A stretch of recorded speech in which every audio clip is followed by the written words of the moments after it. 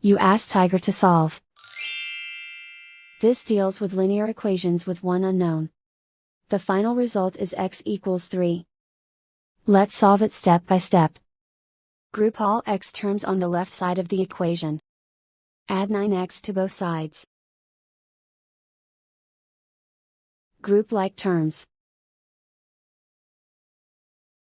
Simplify the arithmetic. Group like terms. Simplify the arithmetic.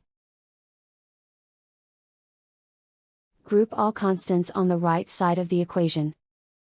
Subtract 3 from both sides. Simplify the arithmetic.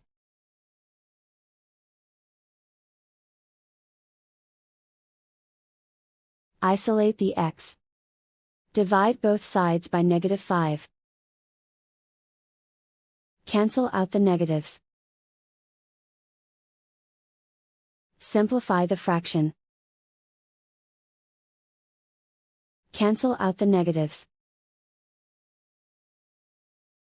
Find the greatest common factor of the numerator and denominator.